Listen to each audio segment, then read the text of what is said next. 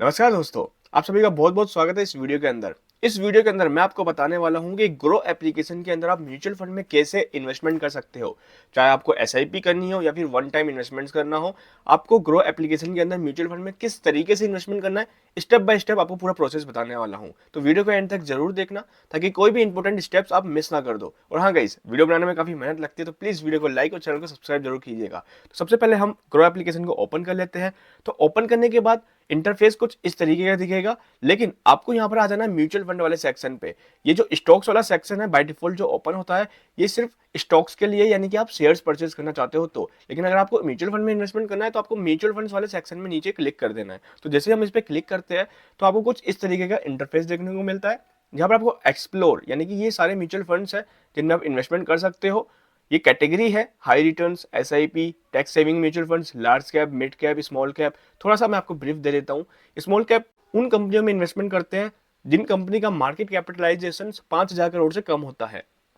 Mid cap में वो companies आती है जिनका मार्केट कैप 5,000 करोड़ से 15,000 करोड़ के बीच में होता है। और लार्ज कैप में वो सारी कंपनीज आती है जिनका मार्केट कैपिटलाइजेशन 15,000 करोड़ से ऊपर होता है। तो ये सारे म्यूचुअल फंड जो है उन कंपनियों में इन्वेस्टमेंट करते हैं, इसीलिए आपको ये जो है कैटेगरी वाइज अलग अलग दिख रहे हैं।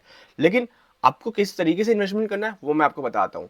तो सपोज करो अगर आपने कोई म्यूचुअल फंड सोच रखा है जिसमें आप इन्वेस्टमेंट करना चाहते हो, तो आप यहाँ पर ऊपर सर्च वाले बटन पर क्लिक कर सकते हो और उस पर म्यूचुअल फंड को सर्च कर सकते हो। जैसे एक बार के लिए हम सर्च करते हैं आईसीआईसीआई प्रूडेंशियल म्यूचुअल फंड, ठीक है। तो आपको यहाँ पर दिख रहा होगा ICICI prudential blue chip funds, ठीक है। यहाँ पर एमएफ लिखा हुआ है यानी कि म्यूचुअल फंड। तो आपको इस पर क्लिक कर देना है। तो आपको कुछ इस तरीके का इंटरफेस देखने को मिलेगा, जहाँ पर इस म्यूचुअल फंड का पूरा नाम और 3 साल के अंदर इस म्यूचुअल फंड ने कितना परसेंट रिटर्न दिया है ईयर ऑन ईयर, ठीक है। ये ओवरऑल रिटर्न नहीं है, ईयर ऑन ईयर रिटर्न है, ठीक है।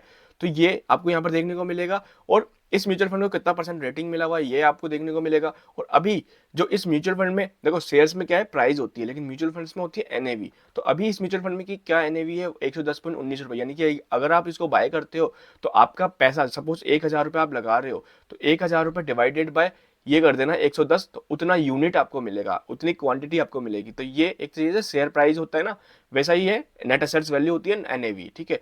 मिनिमम आप इसमें 100 रुपये इन्वेस्टमेंट कर सकते हो एसआईपी के साथ में। और ये फंड का साइज है, यानी कि वो अमाउंट जो म्यूचुअल फंड में अब तक इन्वेस्टमेंट हो चुका है। लेकिन अगर आपको म्यूचुअल फंड में इन्वेस्टमेंट करने से पहले आपको रिटर्न कैलकुलेट करना हो कि आपको अगर इस म्यूचुअल फंड में इन्वेस्टमेंट करना है तो आपको कितना रिटर्न मिलेगा, तो रिटर्न कैलकुलेटर में आपको दिखेगा अगर आप मंथली एसआईपी 5,000 रुपये पर मंथ करते हो तो 3 साल बाद ये अमाउंट हो जाएगा जो आपने इन्वेस्टमेंट किया 1,80,000 रुपये, और उस पर रिटर्न के साथ में हो जाएगा 2,29,000 रुपये।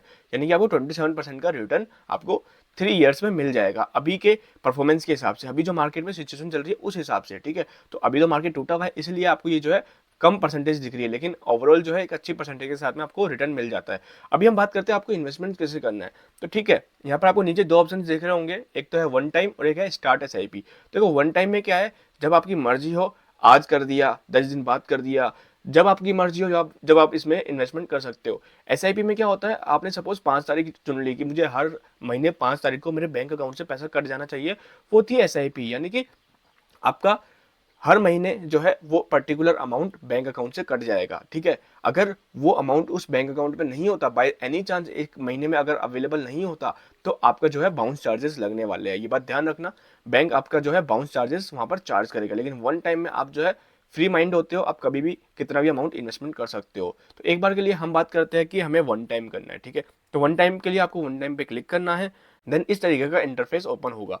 आपको यहाँ पर डाल देना है, जैसे 10,000 रुपये आपको इन्वेस्टमेंट करना है तो आपको अमाउंट डाल देना है, देन आपको इन्वेस्ट पर क्लिक करना है। तो जैसे आप उस पर क्लिक करेंगे तो आपका ओटीपी जो है आपकी रजिस्टर्ड ईमेल और जो मोबाइल नंबर पर आ जाएगा। तो उसको सबमिट करने के बाद आपको यूपीआई पिन डालना है और आपका इन्वेस्टमेंट सक्सेसफुली हो जाएगा। एक चीज ध्यान रखना गाइज, आप जिस भी दिन इन्वेस्टमेंट करते हो, अगर आप 2 बजे से पहले इन्वेस्टमेंट करते हो, दिन के 2 बजे से पहले, तो आपको सेम डे की एनएवी मिलती है, यानी कि उस दिन जो प्राइस चल रही है। लेकिन 2 बजे के बाद अगर इन्वेस्टमेंट करते हो तो नेक्स्ट डे पर जो एनएवी होती है उस म्यूचुअल फंड की, वो आपको मिलती है एज एन परचेज, ठीक है।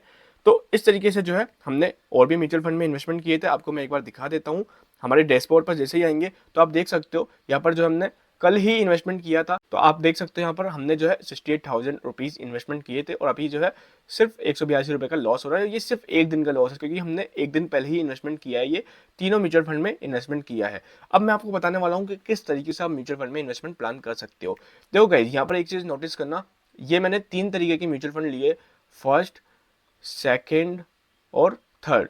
ये मैंने किस हिसाब से लिए है, ये है लार्ज कैप, ये है मिड कैप और ये है स्मॉल कैप। आप देख सकते हो निफ्टी नेक्स्ट 50 टॉप 100 कंपनीज का ये म्यूचुअल फंड है। और ये Tata Nifty mid cap 125 mid cap कंपनियों का म्यूचुअल फंड है। और क्वांट स्मॉल कैप, ये सारे स्मॉल कैप इन्वेस्टमेंट्स है। इस म्यूचुअल फंड में जो भी सिक्योरिटीज में इन्वेस्टमेंट कर रहा है वो सारे स्मॉल कैप कंपनीज होती है, ठीक है।